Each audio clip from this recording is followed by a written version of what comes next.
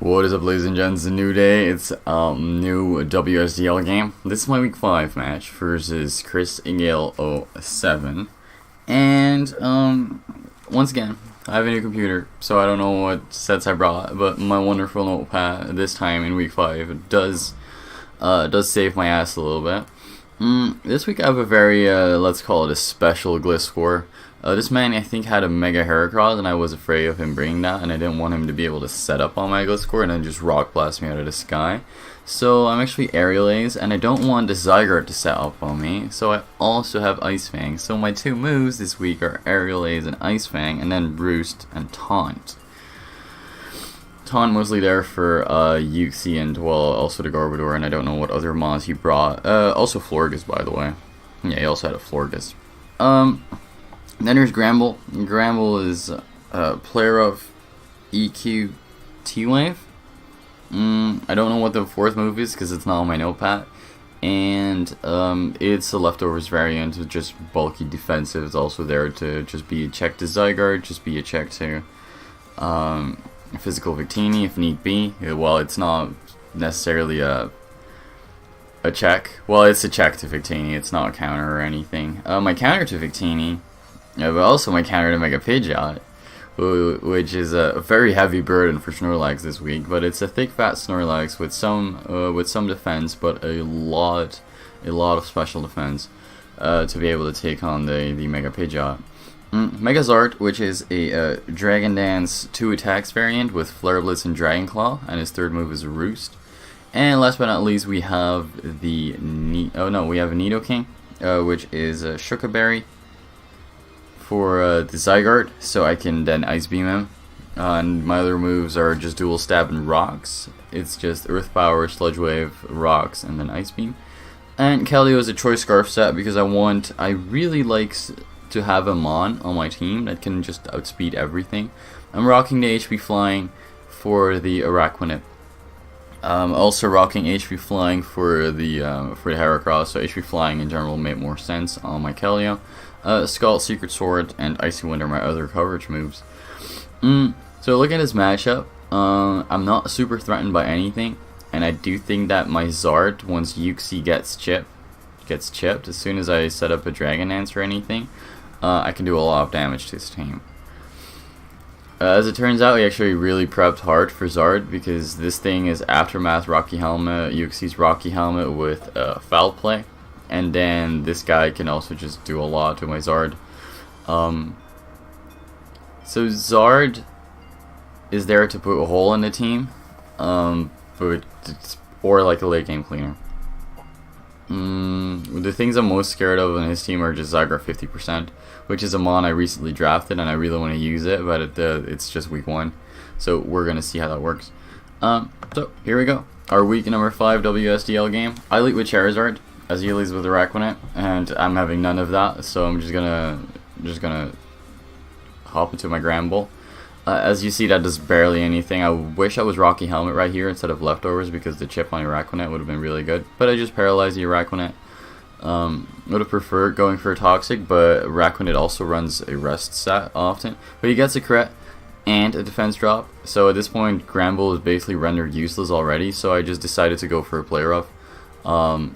And now he's going to take me out with the next Liquidation, which he's also going to crit, but that crit didn't matter because he got the defense drop on the previous turn. So now I'm just going to go into my Charizard. From that Play Rough damage, I think I can tell he's bulky, so he's not attack invested. So I go into Zard, I go for Dragon Claw, and in comes Uxie, and I'm just going to keep attacking. As I said multiple times, I'm a terrible Zard user. For some reason, I cannot ever get this thing to work. I always bring it in way too early. I'm just like, yeah, this is my moment. This is my time to shine. So I go for Dragon Claw and a Uxie, and now I can just go for Flare Blitz, which definitely will take it out. But the combination of Rocky Helmet plus Recoil will also take me out. So Zard got a kill, but that's about it. Zard just seems to get one kill every week and then just die to own Recoil or just be revenge killed by something. Here, I realized, well, since there is such a heavy burden on Snorlax, I don't want it to switch in on Pidgeot too much, especially because I'm already in the back. So I don't want Snorlax to go down, because Snorlax at this point is definitely my win con. It's another Curslax set with Body Slam, and that set, looking right now that it can just pull through, as long as the Zygarde doesn't set up faster than I can, I should be able to beat it one-on-one. Zygarde ultimately doesn't turn out to be a setup set, but at this point I don't know that yet because I haven't seen it. So I'm just going to hit Pidgeot as hard as I can with the Scarf Scald, a guaranteed hit. I didn't have Hydro Pump this week, so he just takes me out with a Hurricane because that was his safest bet. Now I'm just going to go into Nidoking. Nidoking can definitely take one hit, even from modest Pidgeot. And I can just retaliate with an Ice Beam. But I should get Ballsy right here. And, oh no, never mind, I just go for a Sludge Wave. I get Ballsy right here, and I go for Stealth Rocks, as he's going to go for a Liquidation. And I also let my Nidoking go down. So at this point I'm just 2-5 in the back, and this is looking like a terrible game. I'm playing this game terribly. I don't have switch-ins for his offensive mons, which I thought I had, but apparently I don't. Araquanid always turns out to be a major pain in my ass, doesn't matter when or how I play it. But I'm just going to go into Gliscor. Thank God I have Aerial Ace for the Mega Heracross, because now this actually comes out in handy, and this is the only reason why I can kill this Araquanid, because my other move is Ice Fang. I'm really happy that I'm not Earthquake Ice Fang or something, because then this Araquanid would have probably just straight up won. Well, my other option was then just a Curse with Snorlax. So now it goes into Zygarde, thinking like this is my time. I'm just gonna set up in Gliscor's phase as it's not offensive. But my Gliscor also packs the Ice Fang, as I said. So this Gliscor set working out really, really well this week. It turns out that Zygarde is just like a.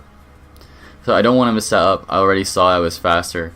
So here I'm just gonna taunt it so it can't set up. Or it just, even if it was faster, it could just set up one stage and not too much, and then I could just still roost Ice Fang up. So it shouldn't be able, but I missed my Ice Fang, so that's unfortunate, but I don't think it really matters. So I'm just gonna go for the Ice Fang once again, because his 1,000 arrows just barely over what I recover from Toxic Orb. So this time around I do break the sub. His 1,000 arrows is a pitiful almost 19%. And my Ice Fang is well over 40, so that's good. He still can't set up because I'm faster. He could also fear to taunt. And here is where I could roost just to get my Gliscor back up to full, and just but I don't. I'm just gonna take out the threat, because Zygarde once again is a major threat, even though this was just a sub leftovers variant, which I thought was a bit odd. Because Dragon Dance would have made more sense, because then I would outspeed the Zard, it would outspeed Nidoking, but now, since the Gliscor outsped, it basically got outsped by all my offensive threats, which can all pack, well, Keldeo packs Scald, which definitely breaks the subs and also can burn. Nidoking packs Ice Beam, and it was probably faster. And then it gets outsped by Zard naturally anyway. So a Dragon Dance set versus me would have made way more sense, but he decided to bring this sub leftover set. So slowly we're going to bring this down, and I calced I can take a Hurricane from Pidgeot, and Aerial Ace doesn't check accuracy, so this Pidgeot is going to go down right here. But he reveals the HP Ice, and it takes out my Gliscor, and I didn't see that coming whatsoever. So now it's just Snorlax versus the world, right? And here I figure, you know what? I'm just gonna take out this Pidgeot. I'm not gonna mess around with confusion thingies. I'm not gonna bank on luck, and then hopefully I can rest up on, because neither Victini nor Garbodor should be able to take me out after. So I think I'm gonna be good here. So the Hurricane is a solid 27%.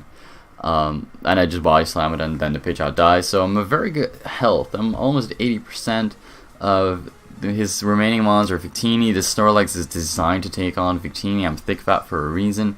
And then, well, now he's sensing Garbodor. I'm just like, okay, wow, this is exactly what I need right now. I can just curse up on this thing. I can rest off the damage, and I'm just gonna take out the Garbodor and the Victini afterwards, and I'm good. I'm good. Even though I played this match terribly with my offensive mons, both Gliscor and Snorlax are really pulling through for me. Especially the Gliscor set is playing phenomenally this game. But so we're just gonna continue. He dishes out a Toxic. I honestly couldn't care less, because, well, I'm a Rest Talk set. I'm just a standard Curslax set with a Body Slam over a Return or Facade. Body Slam is there just to get out Paralysis, but he reveals the Haze, he reveals the haze, and it's just gonna be terrible. Now his other moves are, well, his attacking move is Rock Blast, and I'm assuming he has something like Spikes, but setting up Spikes right now, but just doesn't make any sense, because I'm not gonna switch anymore, because I physically can't. So Snorlax, the fat slow bastard that is actually slower than a paralyzed Garbodor, because in this generation, and probably also the previous one, but I think it was 5th gen and 4th gen, maybe 6th gen. I don't remember where the switch was made. But paralysis used to cut your divide your attack by 4, but now it only does by 2. So that's why Snorlax is slower, still slower than the Garbodor. I think they actually speed tie after when I'm at neutral, because there are some wonky things going on. But I sleep talk a Curse once again. So that's decent, but he still outspeeds me and he can just go for a haze. I was hoping he would get paralyzed right there, because that would be awesome. But at this point I was still feeling fairly comfortable. I'm just gonna body slam his Garbodor down. It's gonna take a while, but eventually he's going to die. And then Victini can beat the Snorlax, but then he also reveals the Pain Split. So at this point, I'm gonna roll of hurt. I don't know whether I can take out this Garbodor, and if I can take out this Garbodor, which I ultimately will. We all know that. But I don't know how. As in, I don't know how healthy my Snorlax is going to be. So it all depends on how healthy Snorlax is going to come out of this 1v1. I'm just going to put it on normal, because this is going to take a couple of turns. But it all depends on how healthy Snorlax is going to be, and whether it can take at least one more Victini hit after, and I can just be healthy all the way through. But he just goes for another haze, because he's having none of my curse shenanigans. And I just sleep talk another rest, which seems to be a trend this game. I've sleep talked many rest, or well, this time I got a good run. This time I do go for body slam, and he actually gets paralyzed here. So now I realize, okay, when I'm at neutral, I'm faster. So let me just go for that body slam. He goes for Aftermath and Rocky Helmet. So Snorlax is at 55%. So it all depends on what this Victini is going to do. If it's like a spec set with Focus Blast, I may be in trouble. If it's Bandit with Brick Break, I may be in trouble. I don't know the exact EV spread on my Snorlax, but I do think that I was some bulk, but mostly Spadef for because this was my only Mega Pidgeot switch that I had, and as you saw, it only took 27.7% from the Mega Pidgeot's Hurricane. But he just goes for Zen Headbutt. That does 25%. If he flinched me twice in a row, I would have lost his game. Otherwise, I would have been safe, or like a flinch and a crit. That would have been terrible. But fortunately for me, that is not what's going to happen. I'm going to actually get a curse up right now, so his Zen Headbutts are going to do even less. If he gets like 5-6 flinches in a row, then fine, that could happen. But thus far, it's not looking that that will be a thing. So oh, sorry for that. But yeah, so Snorlax is looking like it can wrap up this game finally. Snorlax once again putting in the work. It's actually my favorite mon in WSDL because it gets me so many kills. It won me versus Nick. It won this game, and then also I think it won my week 4 too because it lived on 1%. So that's gonna be it for today. I hope you all enjoyed. I played this game very shittily, and once again I cannot use Zardex, so I'm probably never gonna draft that thing again, or I just need to practice with it, or maybe draft around it better. But I think like Keldeo plus Zard, I don't know, they should do well, but for some reason I can't get it to work. But my defensive mons like Granbull, Gliscor, and Snorlax, I have grown to absolutely love this season. So I hope you all enjoyed, and I will see you guys in week 6.